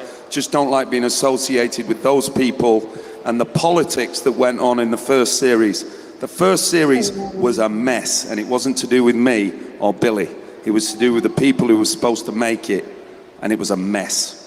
And the first series of any show, Billy did Confessions of a... Cool girl. You know, first series, nobody wants to know. The BBC... By the way, if you want to see the 11th Doctor hook up with Rose, Confessions of a Call Girl. Yeah, Matt Smith hooks up with Billy Piper. Yep. No freaking way. Yeah. Yeah. My wife was my watching. God. I'm like, what? What's going on? Like, I was like, I haven't seen this Doctor Who. This is getting spicy. Yeah. I was like, okay. How was that? Have you seen that? Have you seen that Golden Age Geek? I cannot confirm nor deny. That's a yes. Okay, it's good. They were like, we're going to keep a big distance from this. And then as soon as it was a success, they were all up close going, I was responsible for that. But they were all like at a distance, like this is a folly. Eccleston's folly, Piper's folly, Russell T. Davis's folly. And then when it worked, suddenly, oh yeah, I worked on that. They wouldn't come anywhere near us. And then they jump on the bandwagon. Those kind of politics, I'm not very good at handling. I can't swallow that shit.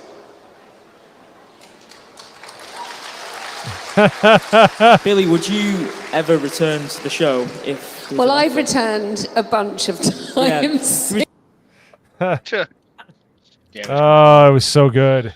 Like, okay, I know what My you're saying. advice to anyone who's been in the show: just stay away. Oh yeah, just stay away, especially now. Yeah, don't go near it. Just don't. Don't give him any attention. No. And by the way, one of the worst series to pull this crap on, because there is a backlog, you'll never get through it. Like, you would have to commit your time to it. The first Doctor, the second Doctor, the third Doctor, the fourth Doctor, fifth Doctor, sixth Doctor, seventh Doctor, eighth Doctor, kind of, ninth Doctor, 10th Doctor, 11th Doctor, first season of Peter Capaldi. I mean, it was so good, and I got onto it like around 2000. It was David Tennant's last year before Matt Smith came on, so I caught up with all the episodes, and then I watched that, and it was just like, it was so amazing every single time. You get so excited to watch it, and when I saw the partition episode was the one made me go, I'm done. This is ridiculous. This is so preachy. I just can't even deal with it. Yeah, it was Jodie's era. It just had everything against it. So of course you have the politics, which is always going to take you out. But just in general, the way the show was made when, you know, it was her tenure, it took me out of it. I didn't like the way it was shot. They utilized a lot of low lighting. It looks very off. If you look back at the earlier episodes, they have these special kind of like filters over the lenses, and it made it look very like dreamlike, and little things like that, you know, mean a lot to me. And also the composer wasn't present during, well, the composer for season 1 to 10 wasn't involved in 11 to 13, which were Jodie's seasons, and that and that definitely showed. So it was a collection of everything. I didn't like the production, the acting, storylines, everything was no. But I think what makes it worse is that the people who did make it a success initially are now the ones currently in charge, and they're, you know, you could make a fair argument that they're doing far more damage, which I think that's the saddest part about it. Because if you have someone who is writing for a show and they're not really a good writer, yeah, it is disappointing. But I think what's more disappointing is when you have someone writing who you know has talent and has the potential to be great, and they're not, you know, you're tapping into that. I think that's even more disappointing, because there is potential there and it could be good if they dedicate themselves to making it good, but they don't wish to do that. So I think ultimately that's worse. So I've watched from 1963 to the current day multiple times. I don't really listen to a lot of the audio stuff. A lot of the expanded material was hit or miss for me. And to be fair, I think when it comes to most franchises, the expanded material is canon until it's made not canon. I think that's what most creators do, because they may have the time to watch all the televised stuff but not look through all of that. So I do consider myself, a massive Doctor Who fan, but yeah, I stay clear of the audio stuff. I have no problems, with the audio stuff in isolation, just not something that's really, that's attracted me. But yeah, I never even knew that they were doing it. Well, maybe I saw a few like Doctor Who books before. Now, but honestly, I've just watched a show.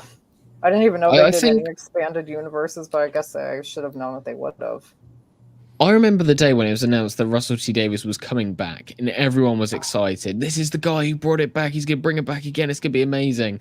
And then I remember the first interviews he did, and one of the things he did, which is, and I'm not going to sort of name names because I know the person doesn't really want it to be highlighted as much, but I remember one of my close friends commented on one of Russell's posts saying, please don't stuff politics in this. We've had years of it being crap. Please make it good again. And I think Russell responded with saying, you sound like a typical MAGA cunt.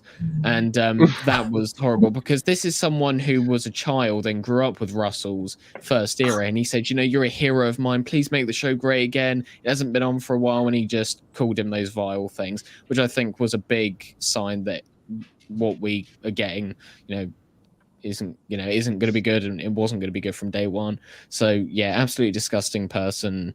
Wow. I'm sure he's always held these views, but of course we live in a world now where you get celebrated and rewarded for speaking out for those certain things.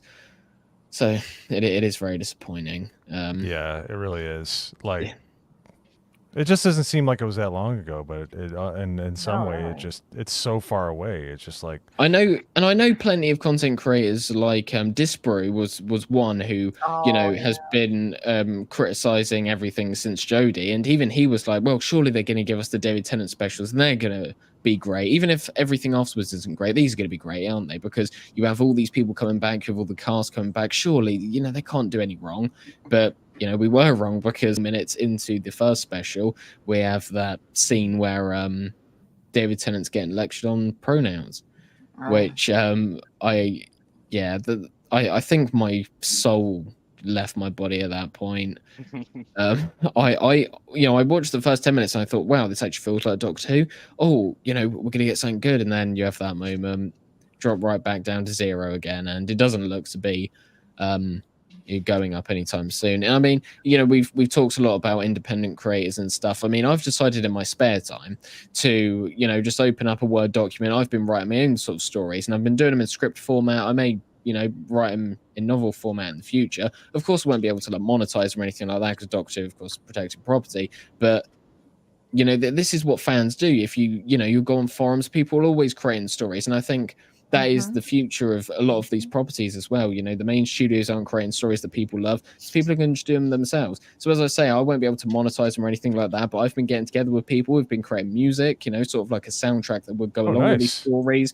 We've been drawing images, all this. So I've been writing scripts and adapting them into, because the reason I have decided to write them in script format is because of course, I've watched all the episodes and I've looked through all the scripts, because sometimes they have, extra scenes that got cut and all that. So I feel like I'm more experienced if I was to write in a script format to make it as a Doctor Who episode would be, as opposed to a novel where it would come across quite differently. So I've been doing that in my spare time, and I've just been having a blast, because I haven't been thinking about any politics or anything like that. I've just been thinking of these cool ideas in my head, going to all these different worlds, all just pure imagination, and just putting them onto the page. And I think that's great, and I've had a load of fun doing it. Much more fun than watching the stuff that's out at the moment, that's for sure. Yeah. And here's the cool part, is with the advent of, you have AI voices and stuff like that, there's a lot of things where you could totally bring this to life, like without much investment. And that's what's really exciting is you could probably get something off the ground once that technology picks up a little bit. So you could really, instead of like trying to visualize, which that's the best is when you have a story and you have it in your mind and you think it looks a certain way. But if you can actually kind of get something that is somewhat close, and like that right there, just something visual or audio based, it would give you so much hope. Like to just hear like a good script being spoken by the actor instead of, oh, I believe in trans rights and blah blah blah, and I'm bi generation, and I look like a fudge pop with my mom's sweater on. You know, it's like I think that's awesome, and that's the way it has to be. You have to like we're at the point where it's like, okay, they're just gonna burn it all to the ground. We just need to move along and do it ourselves or make up something new, as Golden Age Geek is trying to do, and as Ripperverse is very successfully doing right now. So I think that's an awesome thing, and I would love anything. We want morsels. Like ever since as I saw Norman Conquest, I politely disagree. Capaldi season 1 was good. When they brought in Billy or Bobby or whatever that shit character was, I was like, something's wrong. Something smelled. Yeah, I quit watching that after. Yeah, she's like, "Oi, you know I'm a lesbian." She likes talking. She just remember that she would just kind of like she would be like, "Oh yeah, I'm with the doctor. I was traveling customer. Do you realize that I like fish tacos?" You know, it's just like what? Like it was so like she would just like bleh, like she would just word vomit that I'm a lesbian. She would try to shock, and she's talking Roman soldiers. They're like, "Oh, well," and I'm like, wait a minute, this is really weird. So that's when I could smell the stench a little bit. I don't know about you, Golden Age Geek, but that was like when I'm like, all right. And then Jody was like, this is just utter, as you said, utter shite. Hey, Golden Age Geek, you could when you get your like script, completed, you could call it Dr. What, and then the next one you could call it When, Dr. When, and then the other one Dr. Where. Just kind of do that so you get around. Well, it's interesting that you say that because I believe before Doctor Who, there was actually this French novel called Dr. Omega, and if you look at it, it actually, like, a lot of people have theorized that perhaps the creators of Doctor Who ripped off from that because a lot of things are similar, and I mean a lot of things are similar with that. But I believe that book now and all the sort of intellectual property stuff surrounding that is now what do they call it? Is it the common whatever? It's not. Public domain. Public domain. That's what it is. Oh yeah, so public domain. There is a way if you want to write Doctor Who stories, you could just attribute. You could change the names and stuff to the names of the stuff in the Dr. Omega book because that is, I believe, it's public domain. I could be wrong about that, but loads of people have told me that it's public domain. So yeah, Wow. maybe there is a future there, and there is something I could look into, and perhaps there's some sort of potential of monetization there. But again, I'm not sort of in it for the money side of it. I just want to do it because Doctor Who is what I love, and I just want to I would happily, if Disney phoned and they said, right, we want you to do this, I would say, right, give me creative control. You don't have to pay me £1. I would do it, and I would actually generate a lot more money. I think anyone that, like, just a random person off the street who's just watched a few episodes of Doctor Who would be able to create something far better, because the people in charge right now have seen everything, but that they hate it and they want to work against it.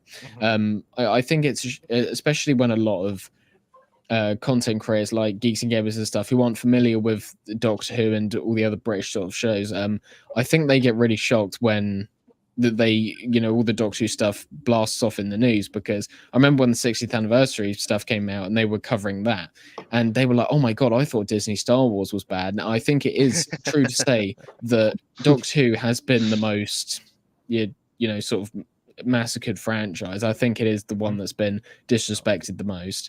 I really do think, because I think it's the longest running sci-fi property, so there's that going for it. right. And the level of destruction that's been done, because they haven't just it would be one thing if the current stuff was bad, but the fact that they retroactively went back and changed the origins of all these characters and what was it, the The Timeless Child. The Timeless Child, yeah. Yeah, that is probably the single worst episode of television ever made. Just because the level of destruction that came from that. Absolutely ridiculous. Absolutely ridiculous. And it was done for identity politics reasons. I think one of the people working on the show at the time even confirmed that at convention. They said we kind of had to do this. What do you think of that one there, Golden Age Geek? Professor, what the fuck? An Adventure of a Straight White. You think you could write that? I think that would be good on Kickstarter. So I know he's in England. He might have to be I think careful. a lot He of have the people would be police able to see knocking on his themselves. door. Oh yeah. Yeah. Have the police The knocking on his Bobbies will door. be Try after to me. write that. Yeah. Try to write that. They'll be story over asking to see my license for all the Nerf guns I have. Oh my god, that's the only thing you think you guys can have. I think I need to move Golden Age. I need to separate Golden Age from Alec Baldwin's finger so he doesn't get in trouble with the the constable. I was gonna say, break him up. He's gonna get thrown in the yard. That's right. Yeah. Thrown into pokey. Yeah. So I no, think it's awesome, man. I think it's a criminal offense here to carry a pocket knife. Oh man. Yeah, I think Right. it is. Yeah. It's What over about for you steak guys. knife? Didn't they whatchamacallit? Don't you have to like go through some process to even get like a kitchen knife or something like that? I know they talked about that. Did they really get there? You know, maybe that's not at the Australia. moment, but I could definitely see that, being the case in the future. It's wild. Well, I wanted to ask some Golden Age Geek. So as far as writing a script goes, I mean, you don't have to go too much into detail and stuff, but like, I assume there's a lot to account for as far as like, you can't just like, I mean, as far as writing the dialogue, right? Like you'd have to kind of like envision like what these characters are doing in order to actually write the dialogue, or like, how does that go? Well, I can only speak for myself, of course. I don't know how other people, sort of engage in the writing process, but I've got a basic outline of my stories and stuff. But it's weird because sometimes I'm just walking about and I'll see something out of the ordinary, perhaps, a weird structure on a building, and stuff will just come to my head. Or perhaps I'm listening to a piece of music and I'm just like, oh, and I get like visions in my head. I think, oh, okay, now I could do that. So it's what I would say is it's kind of like a massive puzzle, and I'm kind of fitting all the pieces together. I for one of my stories, I know how it ends. I didn't know anything about how it begins or what happens in the middle, and then I found some of the middle parts. Right, I want this to happen, but I'm not sure how this leads to this and this. But yeah, it's very strange. I just sometimes go about my day and just these random ideas come to me, and then they all sort of piece together. But of course, there are inspirations from other media that I watch.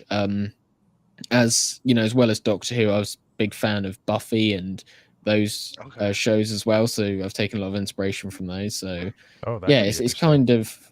I mean, I think.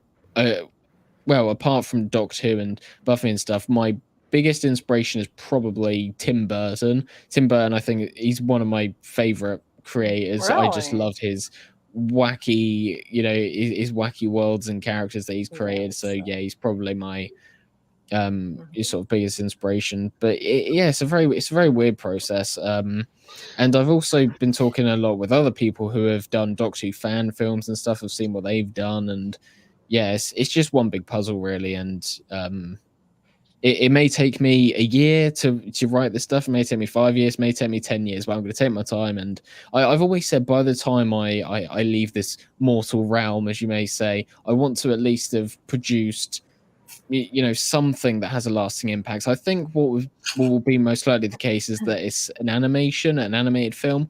I would be perfectly fine with that. I think live action, I think that's, because I'm not doing this professionally or anything, I think live action's kind of out of the picture. But I think with animation, I think there's a chance that could work, because it's much easier to get around that. Let me ask you this: did you see the lost episode of the Second Doctor? Because I got to see it in the theater, where they took. I didn't see it in the cinemas, but I have seen them after. That would totally work. We watched that, and it was awesome. It was so fun. We had a bunch of Whovians. This is before they just totally ruined it.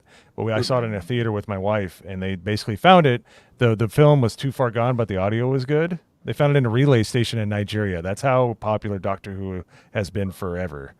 And that's what people don't understand. The story behind that is that, of course, back in the day in the 60s, once they aired the episodes, they had no concept of, even reruns back then. So the idea would be, right, you make the episode, you air it, and then it's like done. Because, there wasn't, the technology wasn't anywhere near how it is today. So they would air it and then they'd scrap it. Sometimes they would archive it. And those ones, of course, is, them being archived is how we got them on DVD and all that. But so they would either be scrapped or they would be sold overseas, or they would be stolen because they just didn't really put a lot of care into storing them. So they would just dump them wherever, and some places have stolen them, some have kept hold of them. So it's very weird. But I hope that they continue to just focus on reanimating, or not reanimating, animating these lost stories, because they've got the audio for most of them but not the actual video. So I hope they do animate them, because you can perfectly do that and they can be of the similar quality of the actual live action stuff. Oh, totally. What I am skeptical of is, I remember for the actual 60th anniversary, they colorized the Dalek story, because that was originally in black and white. So what they did is, I think for the actual 60th anniversary, on that day, they broadcasted a colorization of the Daleks, and that got lots of backlash because they didn't colorize it. They cut down the runtime significantly from 3 hours to an hour and a half or something like that. So they cut out a lot of stuff. Criminal. The color was like highly saturated, beyond belief, and they also put this weird wacky music behind it, and they totally ruined it. And they have promised that they're gonna do more of those, so I really hope they ditch that, because especially with the Daleks as well. The Daleks is a story which there's nothing lost there. The whole thing you can buy on DVD, you can watch it on streaming. There's no need to recreate it. But like with a lot of these franchises, ultimately what we know they want to do is to remake all of it in their own image. So, and then that's definitely what they're doing with Dog City. So I really hope they stop that BS. Well, do you know what? Well, there's two things that I gathered from this conversation. One, you're going to get a book out before George R.R. Martin, so that's good. Secondly, I will. Yeah, I will. I don't even write. Hard to do. I wrote a book. I'm trying to get it that- published. I'll have it done before that motherfucker. I think the heat death of the universe will happen before George R.R. Martin finishes a book. So, but we're coming down to the end here. But it's dude, it's been a pleasure talking with you tonight, especially the Doctor Who stuff. It is like, I'm here with these American plebes. They don't know anything about it, but hey, I'm not a plebe. I'm an expat. I measure things in inches and feet and miles. Well, okay. But I do, yes. The metric system, communist. Sorry. Yeah, anybody can multiply times 1,000. Of course, they imperial in England. Yeah, well, yeah, stones, which is like, okay. I just know if you're 14, you're a big fat fuck. No, it's not stone. It's stone. Stone. How are you? 14 stone. Yes. I've been eating a lot of deep fried Snickers bars. Anyways. I want to bring one quick thing up. I want to bring something up really quick. What Golden Age Geek? What do you think about the upcoming new reboot Harry Potter series coming up? Oh, that's very interesting. I think regardless of the quality, I think the first episode of that will probably be one of the most viewed episodes of TV, especially overnight ever. Now it's both a blessing and a curse, I think, with this series, because when the movies came out, which I still love the movies because I grew up on them. We've had that discussion. So I love the movies, but of course they did leave a lot of stuff out. And then in some scenarios, they altered a lot of stuff. So the idea that they're going to literally create this live action series where they're going to go from like page to page and try and recreate it, like fully translate it onto the screen accurately, sounds really good. But then when the idea of Harry Potter and sort of the main three being, white, I'm thinking there's been this idea for a while that Hermione is really black, which she isn't, because there's loads of descriptions of the actual books which contradict that. It's because a cursed child, and she let those dumbasses write that play, and then she just slapped her name on it and said, "Yeah, this is it."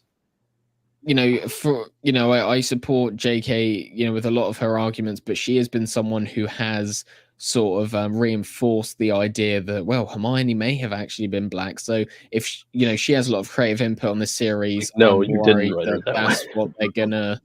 I'm worried that that's what they're gonna do. So it could go either way. I think with this series, it has to be really good. It can't be okay. It has to be really good because part of me worries that this series is kind of pointless because it's gonna make the movies sort of the movies are going to be this weird sort of monster mash because you're going to have the movies which tried to adapt the original story, and in some cases they did it successfully, some cases they didn't. So the idea that they're going to have this series which for the most part which will have sort of similar scenes, just kind of it's going to come across as like one big reconstruction, and that makes me I don't really like the idea of that. What I think they should do is they should finish that Fantastic Beasts series now. I didn't think the third movie was great. I thought the third movie was shite, but I think I have good. The first one was I love good, the but first the other one. two I think was it's just the OCD. I think it's just my OCD. They can't just leave it with 3 out of 5 movies. They have to get it done. I don't care whether they're trash. I don't care whether they're the most garbage, garbage. They have to create the other two. Otherwise, I'm gonna I won't be able to stand just having 3 out of 5. Like to have an unfinished movie series that bugs me. But with this Harry Potter series, it has to be really good. It can't be okay. It can't be pretty. It has to be really good. Otherwise, it's going to be an absolute failure because it's not going to be compared to just the books. It's also going to be compared to the movies. And if they go the identity politics route, then the movies will have a big advantage over the series for that respect. So when is it coming out? Is it 2020? I have I think it's 2026. Really? I mean, they haven't even cast yet, have they? That's a ways out. Wow. Yeah, I but will that's say good. the initial casting, I think, will be very telling. Oh, yeah. That'll be, I think, what makes or breaks that.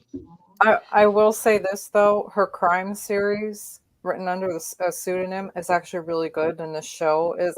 I've seen like a bit of the show, and I was like, wow, this is. I mean, so if she's allowing that to be good, then I have some hope, but I'm not gonna hold my breath over it. But her crime series is actually really good. I have no hope at all for any of this bull crap. Yeah, I know because you don't. this sounds like a whole nother stream or a whole long video talking about this stuff. We could multi. We Like, could. Yeah. I don't blame you for feeling that way. If you keep your expectations very low, you can't be disappointed. So I'll still be disappointed because of my love for the franchise already. Here's what I hope. I hope either it's incredibly bad or incredibly good, so that Daniel Radcliffe and Emma Watson get erased from existence. Yes, sorry. You need to. Thank you. So I'll that's push all her I into care a about. I pillow. want them to continue to dip into irrelevancy like they should. So, anyways, so that was a nice. We got with black pills, white pills. We're just throwing all kinds of pills at you tonight, but that's okay. You just take what you want, and except for that one by Magda, that one was pretty rough, but it was true. The truth hurts. So That was a suppository, more like a suppository. yeah, I was gonna say I didn't get a chance to take that. I was sleeping at the time. So, but anyways, on that note, we gotta finish it up here. But I have to thank very much for the Golden Age Geek coming on here. You seriously have done. It has been a pleasure having you on. Once again, like I said, I don't know about you, chat. I feel like just a little bit smarter, which I kind of need, because I said that Rippaverse had an album, and I was mispronouncing things. So now I'm becoming more. No, never mind. I had another stroke. Anyways, let's go around the panel, see what everybody else has going on. So, Malty, my good man, what do you got coming up? Last night, Magda and I filmed something in our new series about horror movies. Not all of them will be new because most of the new ones suck. Damn straight, Weasel. That's right. That's well put. But we're just going to go over things and try to, like we've been doing, go over things, but they're going to be much shorter so we can pump them out quicker and they won't take nearly as much editing. But what I'm doing is editing and coming up with ideas so we can keep pumping out stuff. Like Ryan. I don't know, guys. Got to make videos. Welcome to the party. Wow. Yep. Your cohort. I missed it. Oh, we were called Leighton Irwin Nerd Wars. You need to talk to your buddy Badger. Yeah. So. I forgot to Start start. your internet. Yeah. How's your internet? At least you can send text, so you got that going for you. That's what you get for making fun of my internet, Erwin. What goes around comes around. So, anyways, I'm sorry, I was a bit salty there. So, Jessica, the moderator, the author, the owner, the has a parody account. You're just, like I said, you're just shooting through the ranks. So, what do you? I mean, if you add all that stuff up, I think it's true. So, what do you got coming up? I wrote an article today on geeksandgamers.com. Go check it out. It's on Rings of Power first look of Tom Bombadil, and my soul died, and yeah, because it's just don't watch that show, guys. Don't even hate watch it. Just don't. Just don't do it. I don't care. Just no. Anyway. Stop it. Get some help. Yes. Stop it. Get some help. Magda, the deliverer of black pills, at least today for that one time. How? What do you have coming up? Suppositories. Yes, a black pill suppository dealer. So any cheerful news coming up? No, actually, there's not much in the movie theaters this week, so yeah, nothing to review. But just be on the lookout for that horror movie review video. It should be pretty good. So. Yeah, I'm looking forward to that. That looked like a fun time. Which join the Discord, people. If you're not part of the GCA Discord, you're missing out a lot. It's fun every single night. We got a lot of activities, and it's just a hoot. I never liked Discord before jumping in there, and it's really fun. So, and I appreciate all the support from all of our Discord members, and especially everybody in the chat that has stuck around. So I'm going to continue moving around here. Golden Age Geek, once again, thank you for coming on the show. Obviously, you have that book coming up. If you would please tell us what you have going on, and so give us a nice little shameless plug, if you don't mind. Well, once again, thank you for having me on it. I've had such a good time. As for me, I put out a video a few hours ago. I'm going to try and put out a video every day. One for every day this remaining of this week. Sunday, as usual, I do a stream with Will of the Fans and Ryan Roger Athay. It's a Doctor Who centered show that's on Sundays, 2 p.m. UK time. I think this week we're going to have Bowles Trek on. I don't know if any of you are familiar with him, but he's also a fellow content creator, so he'll be coming on Sunday, I think. I'm not too sure about that, but yeah, so videos from me and then the stream on Sunday.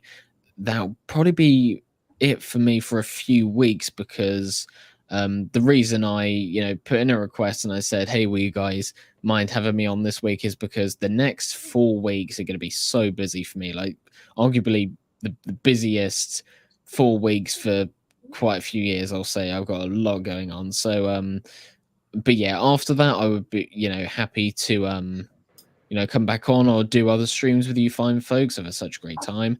But yeah, that's mainly it for me. Well, once again, thank you for having me on. I have had an absolute blast.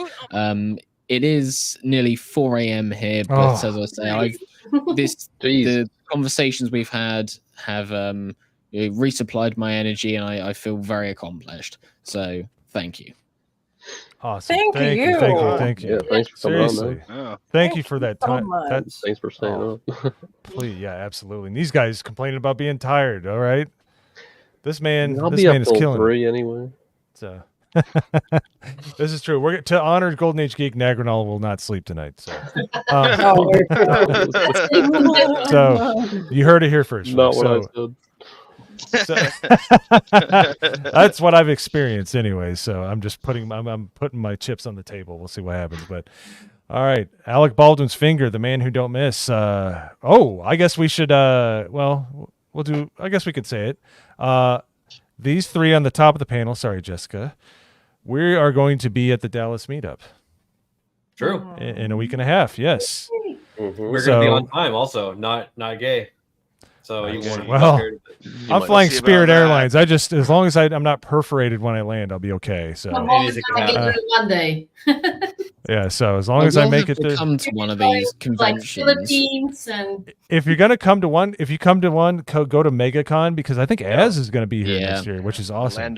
Yeah, that's what I heard. Orlando. The only sort of meetup I've gone to is the London one that was last year, which was great. I met Gary and Drinker. I bet that was fun. great, but I've never And stepped Adam was foot in the there, right? States, so I'll be able to, crush two birds with one stone there. So maybe I'll be at MegaCon next year. We'll have to see.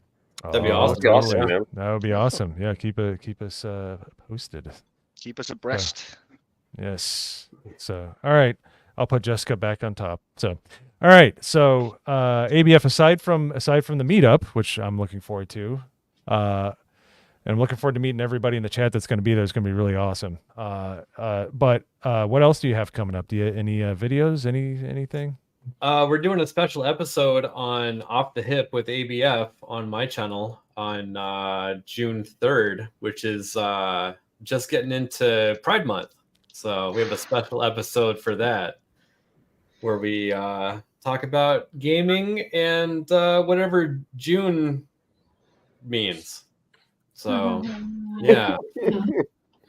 But other than that, if you're depressed, buy a Mac 11. It's a lot of fun. Oh, you made Golden Age Geek feel sad. He feels excluded. Well, hey, I play Call of Duty. I know what guns look like. Hey, well, base Brit, baby. All right, so They calling Nagrinol. on MP11s now too. Yeah. Or whatever the hell you said earlier. That's what he don't said. know.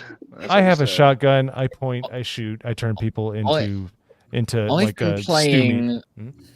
I've been playing first-person shooters since the age of 4, so I'm pretty well experienced when it comes to the old trash talking. Nice. I'll have to hear some of that someday with that accent. Oi! Oi! More than say MP3. Why don't you go jump into the tins or something? I don't know.